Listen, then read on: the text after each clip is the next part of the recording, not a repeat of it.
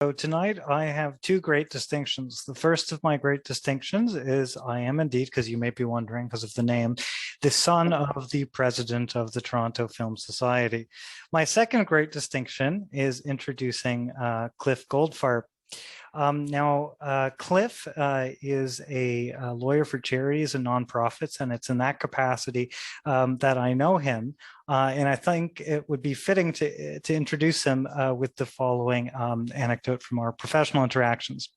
So I was once at a meeting with Cliff and a number of other lawyers speaking about charity and nonprofit law. And as happens when lawyers meet, Cliff was relaying a very well-considered and interesting point, educational to us all, and another lawyer was, to use a technical term, giving him the business. To which a third lawyer chimed in and say, you should know because you don't often come to this group, but when Cliff says something, we all sit up in our chairs and listen. So as we're about to have Cliff speak, for those of you not currently sitting, or if you're sitting, not sitting up in your chairs, perhaps you may want to do so. Now, why do we have Cliff, ostensibly a charities and nonprofit lawyer, to introduce our Sherlock Holmes film? Well, that's his day job, but by night he puts on a mask and acts as Sir Arthur Conan Doyle scholar, and has written a number of books, well-reputed books, which you can purchase online. And don't worry, I get no kickbacks for saying that, including The Great Shadow, a book on Arthur Conan Doyle's Napoleonic war writings, and he's written an introduction to The Complete Brigadier Gerard, along with Hartley Nathan. He's also the co-author of Investigating Sherlock Holmes. And so for his general understanding of the author, Arthur Conan Doyle, and for his particular research into the subject matter of Sherlock Holmes, that the Toronto Film Society has the great pleasure of having him speak tonight. I should note that this is the second year he's doing this, so the Toronto Film Society can't be that bad if this is your first time. After all, he did come back. So without further ado, I will pass it to Cliff. Enjoy, everyone.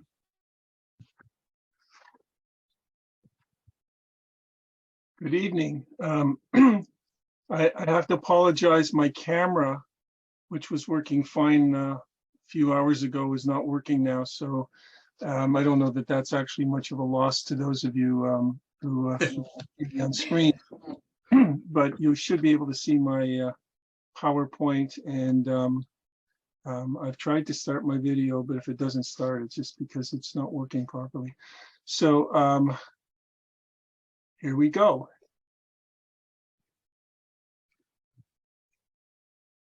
This is the second time I've spoken to the Society, and I want to thank you for asking me back. I introduced Sherlock Holmes and the Secret Weapon about a year ago, and I didn't do a terrible job, I guess, so I'm back.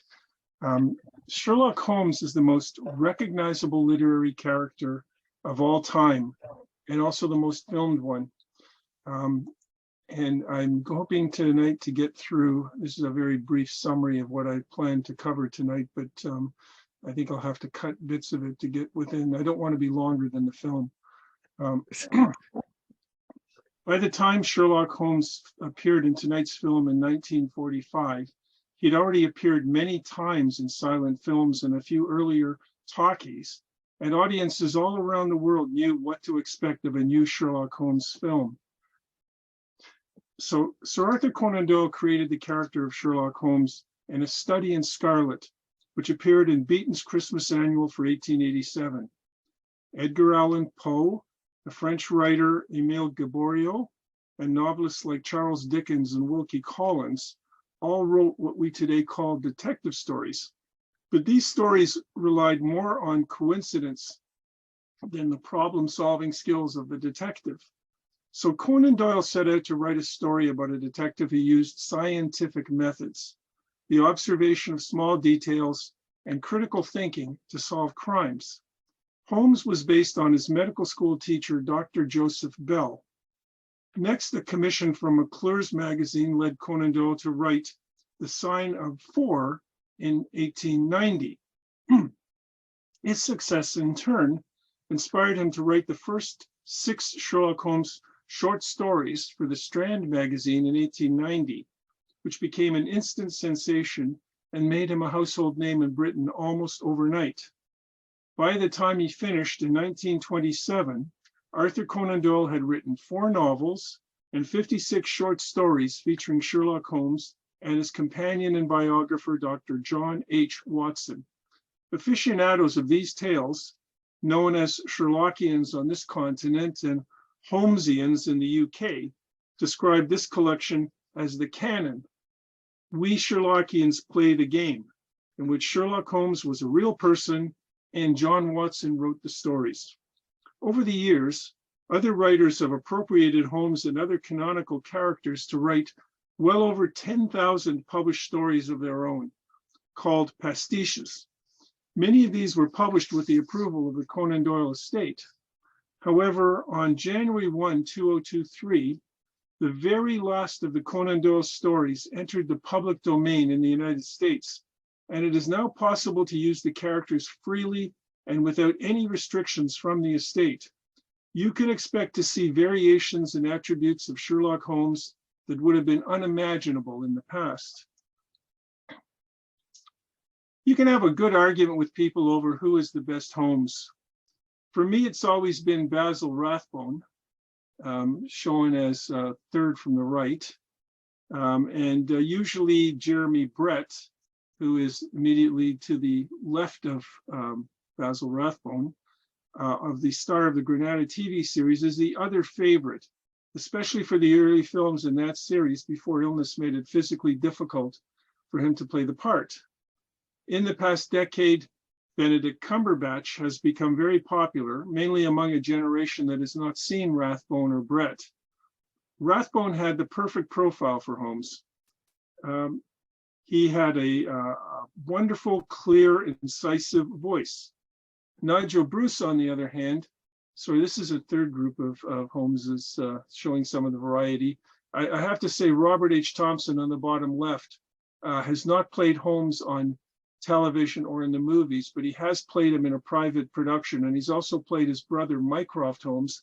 And since the H in R.H. Thompson stands for Holmes, I think he actually has a unique place in Canadian, the history of Sherlock Holmes in Canada. These are some Watsons. Nigel Bruce doesn't get much respect for his portrayal of a bumbling, overweight, genial Watson to whom everything Holmes does is amazing, Holmes. Someone once described this portrayal as Bubus Britannicus. The Watson Conan Doyle described was a young, athletic, battle-hardened army surgeon who wrote quite perceptive accounts of Holmes and his accomplishments. Still, a lot of people have a warm feeling for his Watson and his excellent rapport with Rathbone. My own favorite Watsons include James Mason in Murder by Decree with Christopher Plummer as Holmes, and David Burke, the first Watson in the Granada series, and Joanne Woodward in They Might Be Giants with George C. Scott. Rathbone and Bruce both overplay their parts, but successfully. Bruce clearly does not play the Watson Conan Doyle wrote, although in a 1928 interview, Conan Doyle describes Watson as Holmes' rather stupid friend. Watson's even more bumbling than usual in this film. Although inexplicably, as in the other films in the series, Holmes is willing to risk his life that Watson will turn up, Inspector Gregson of Scotland Yard and a squad of constables in hand, in the nick of time to save the day. Tobias Gregson is another character in the original Conan Doyle stories, and Conan Doyle describes him in his study in Scarlet as the smartest of the yard, which is not saying very much given Holmes's opinion of the yard's ability to solve crimes. For me, Rathbone has always been the ideal actor to play Holmes. He has the height, the angular features, and above all, a very clear, distinctive voice, such as I always imagined Holmes would have. The only other actor in my mind who has played Holmes as I believe Doyle intended him is Jeremy Brett, but only in the early Granada series. Ian McKellen as the 90-something Holmes also appeals to me, but I don't have much favorable to say about Benedict Cumberbatch, John Mitchell, Robert Downey Jr., or other actors who've played Holmes in recent years. In 1939, 20th Century Fox released two Sherlock Holmes films starring Basil Rathbone and Nigel Bruce. The first was The Hound of the Baskervilles, based on the 1901 novel. Although the film was popular, it got lost among the giants of that year, probably the finest in Hollywood history. The success of The Hound led to the release of The Adventures of Sherlock Holmes later in the year. Both pictures were big budget period pieces set in the Victorian era. The Second World War led to Fox abandoning the series. After a gap of 3 years to 1942, Universal Pictures bought the screen rights from the Conan Doyle estate under a deal that allowed them to make up to 3 adaptations of Conan Doyle's stories and 1 original screenplay each year. Rathbone and Bruce continued throughout the series. These were low-budget B films set entirely in the present with modern costumes and sets. There were 12 Universal films in all, released between 1942 and 1946. There were also 374 radio plays from 1939 to 1950, with Bruce starring in most of them. Rathbone was replaced after 1946 by Tom Conway and several other actors. The first film in the Universal series was Sherlock Holmes and the Voice of Terror, directed by John Rawlins. The early films in the series were heavily structured to create an anti-Nazi atmosphere and to evoke strong support for Britain and its war efforts. The films were intended from the beginning to be B-movies, and they were quite successful at that. They're almost all entertaining. There are 3 key thematic stages in the Universal series.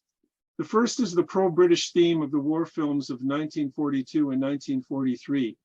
Sherlock Holmes and the Voice of Terror, Sherlock Holmes and the Secret Weapon, and Sherlock Holmes in Washington. The second is marked by what is called ahistorical everywhere of the mid-series. Gothic films, which include Sherlock Holmes Faces Death, The Scarlet Claw, and The House of Fear. Tonight, we're concerned with the third group, which is categorized by the appearance of the female villain in Spider-Woman, The Pearl of Death, The Woman in Green, and Dressed to Kill. The Woman in Green is the 11th film in the series and the 9th of the 12 Universal films. It contains elements of horror and also reflects a changing attitude towards women as a result of the Second World War and on the formation of the femme fatale in noir cinema. The film introduces physical elements of horror at a time when the trend was towards more psychological horror. The horror could have been worse because originally the female villains were intended to be 8-year-old girls, but the Breen office, which administered the motion picture production code, nixed that, and older working class girls were substituted. The other change they requested, somewhat inexplicably, during the scene in the Mesmer Club, Watson was supposed to take off his pants, not just roll up his pant leg. I'm not sure what prurient taste the Breen office was trying to protect against with that one. A little bit about the plot. Writers in books, stage, films, and TV have always played fast and loose with Conan Doyle's setting. And so did Conan Doyle in his casual approach to the Sherlock Holmes tales, as opposed to the meticulous care he applied to his historical films. The plot is stated to be based on the Sherlock Holmes short story, The Adventure of the Empty House, published in the Strand magazine in October 1903. This is the story where Sherlock Holmes, who Conan Doyle had killed off in the December 1893 issue of the Strand, returns from the dead. In fact, it is very loosely based on one incident in that story. Holmes survives an assassination attempt from a retired soldier who attempts to shoot him from the window of a house across the street. Holmes has placed a plaster bust silhouetted in the window, which is smashed by the bullet. But instead of a bust of Holmes, as in the actual story, this is a bust of Julius Caesar. Watch for Holmes' humorous comment, "Incidentally, you will have noticed that through the ages, prominent men have prominent noses." The rest of the plot has nothing to do with that story. There is, however, a confrontation between Holmes and Professor Moriarty in Holmes and Watson's Baker Street flat after Watson is lured away by a false request to treat a patient that is taken fairly faithfully from the final problem, which appeared in December 1893, and the William Gillette play. And of course, there's Moriarty's inevitable death. Norman Davis wrote about this series. Among the motion pictures about Sherlock Holmes, none could be more faithful to the canon than the series made by Universal. Except for such minor details as a setting in the 1940s and helping to fight World War II, these movies are entirely accurate in all matters other than character, plot, dialogue, setting, and background. In every single film, there are several words which appear frequently in the genuine canon, most notably and the. Sherlock's nemesis, the brilliant criminal mastermind, Professor James Moriarty, is inexplicably back from his death for his third and final appearance in the series, having previously appeared in The Adventures of Sherlock Holmes, or 1939, played by George Zucco, who dies by falling from the Tower of London. Sherlock Holmes and the Secret Weapon, 1945, played by Lionel Atwell, who dies by falling into an open sewer. And finally, here played by a third actor, Henry Daniell, who you just know is going to fall to his death. And according to Watson, he had also just been hung in Montevideo, about which Holmes was skeptical. The film involves the use of hypnosis of wealthy men to convince them that they have been involved in murders, leading them to pay large sums in blackmail to an organization led by Professor Moriarty. Hilary Brooke, as Lydia Marlowe, seduces these men to come to her apartment, where she hypnotizes them. Hypnosis is also used in several other ways in the movie, which I won't go into, other than to say that the final scene, in which Holmes is apparently hypnotized into falling off a parapet to his death, seems to have been taken directly from the 1944 Charlie Chan film, Meeting at Midnight. To quote one critic, the sexual overtones that produce the film are quite unique, particularly when Lydia attempts to entice the greatest of all misogynists, Sherlock Holmes. Holmes even tells her, "I like the way you look." Some dialogue to look for. There's a scene in a fancy nightclub where the villainess is dining with Sir George Fenwick. Holmes and Inspector Gregson have a cleverly written conversation, definitely not from the Sherlock Holmes canon, but very entertaining.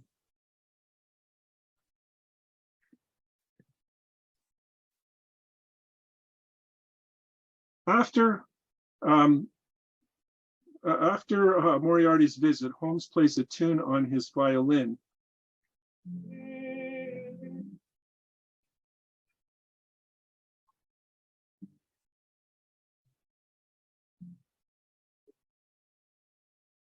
I'm sorry, Cliff. It looks like the music stopped. We can look for the file and maybe I'll put it in the chats. Oh, you can't hear it? No. One more mystery for tonight. Okay.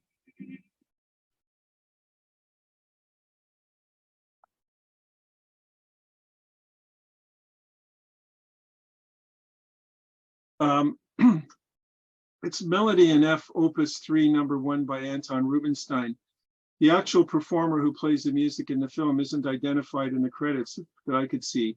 Holmes, according to Sir Arthur Conan Doyle, owned a Stradivarius. I'm not sure what he would have played, that he would have played a piece by a Russian composer such as Rubinstein. Conan Doyle wrote that when Holmes was thinking, he would often play German music. As Watson, Nigel Bruce is perhaps his most inane. One critic saying that he becomes absolutely infantile in this film. At one point, being summoned away from Baker Street to treat an elderly patient, he's made to say, "There ought to be a law against fat people keeping little dicky birds." So when you watch the film, you might ask yourself why Holmes would expose himself to Moriarty with such inadequate escape plans. But that's a tradition that goes back to William Gillette's Sherlock Holmes play, which was filmed in 1916.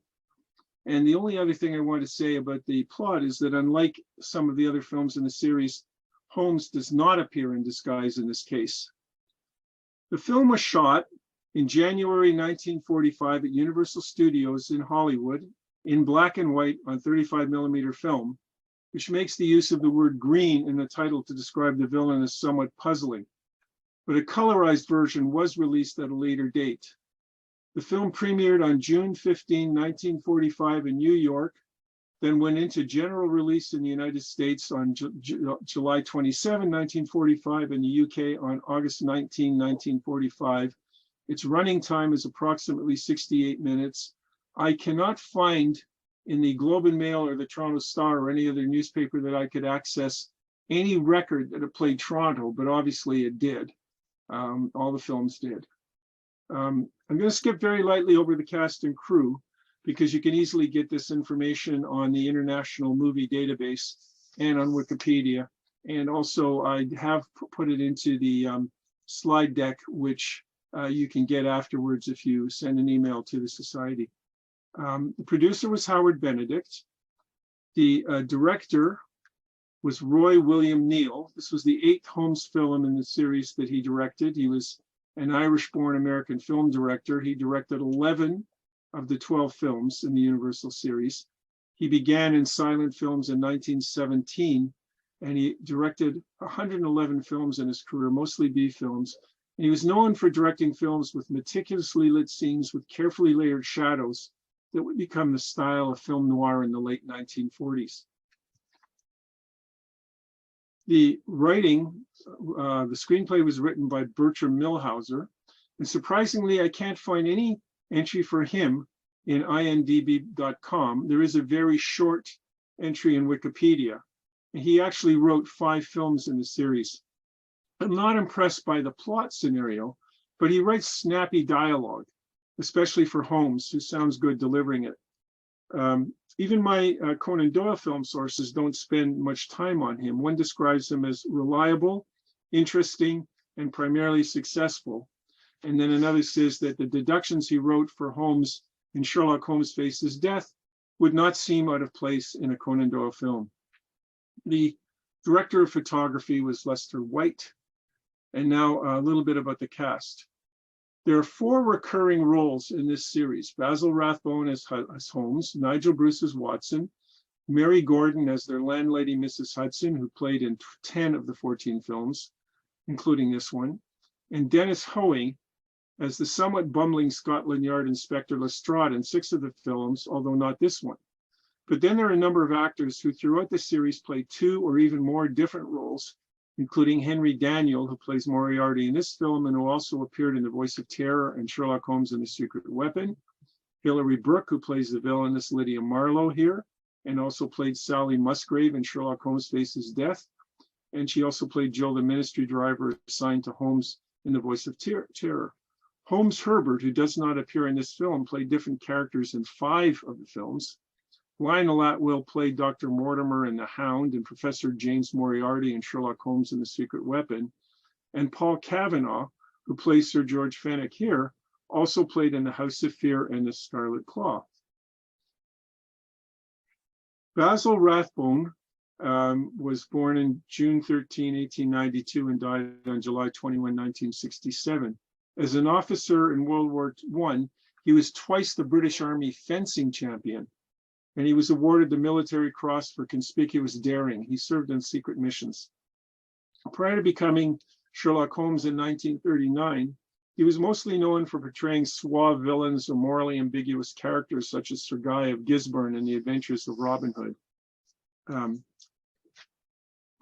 Nigel Bruce, who was born February 4, 1895 and died October 8, 1953, was seriously wounded in World War I, recovered and re-enlisted as an officer in the British Army. He started a career in stage and film and moved to the United States in 1934 and made 78 films. He was a leading member of the British film colony in Hollywood. He and Rathbone were active in selling bonds for the war effort.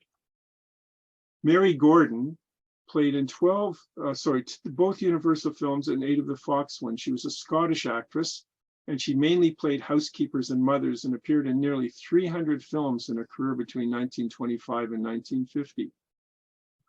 Hilary Brooke, who played Lydia Marlowe, was born Beatrice Peterson and lived from 1914 to 1999. She lived for a while in Britain, and she frequently played English women in Hollywood films.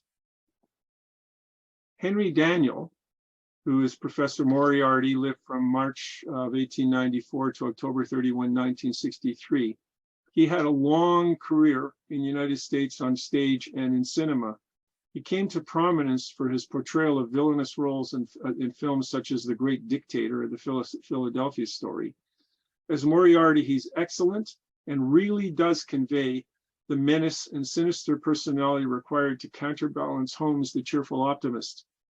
Rathbone, in his autobiography, wrote, Henry Daniels, masterly Moriarty. There were other Moriartys, but not so delectably dangerous as was that of Henry Daniel. Matthew Bolton, Inspector Tobias Gregson.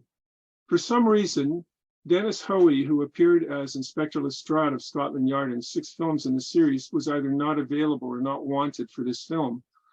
Instead, Matthew Bolton replaced him.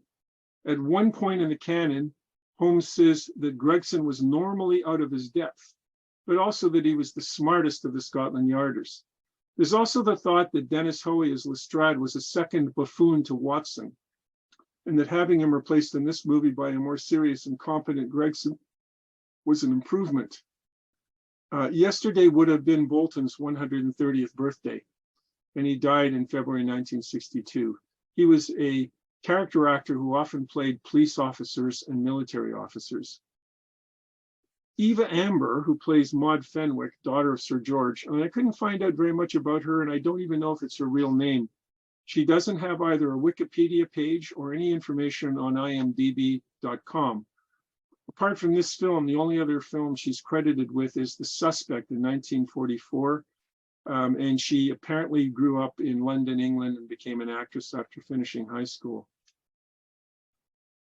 Sally Shepherd plays Crandon, Lydia Marlowe's maid, lived from 1896 to a date that I don't have here, was an American actress who also played in The House of Fear. I saved this one for the last because this is for Benjamin Miller. This is Paul Kavanagh, who plays Sir George Fenwick. I found his background fascinating in my other life as a Canadian lawyer. He was born William Griggs Atkinson on December 8, 1888 in England, and he died on March 15, 1964. He attended the Royal Grammar School in Newcastle upon Tyne and Emmanuel College, Cambridge, where he was an undergraduate student with high honors in mathematics and history, and he also earned a Master of Arts degree.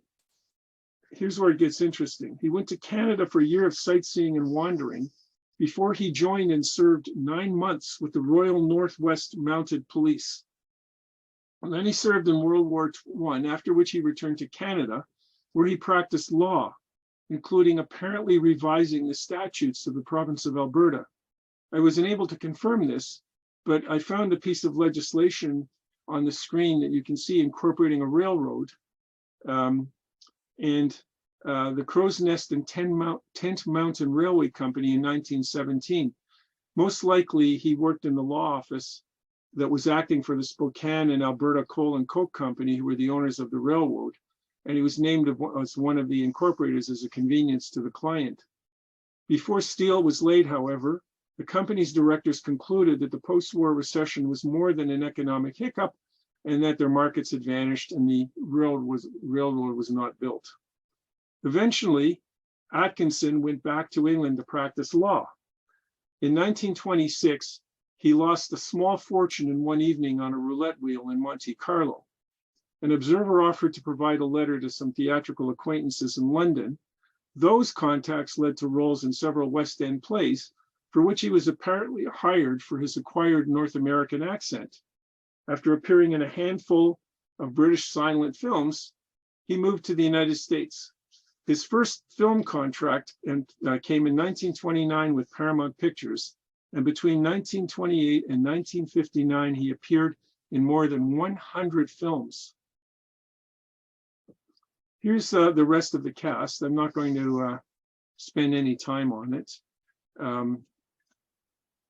I do want to say a quick word before we get to the film about the Arthur Conan Doyle collection at the Toronto Reference Library. This is and we are very fortunate to have it, one of the 3 great collections in the world of material related to Arthur Conan Doyle, including his most famous creation, Sherlock Holmes.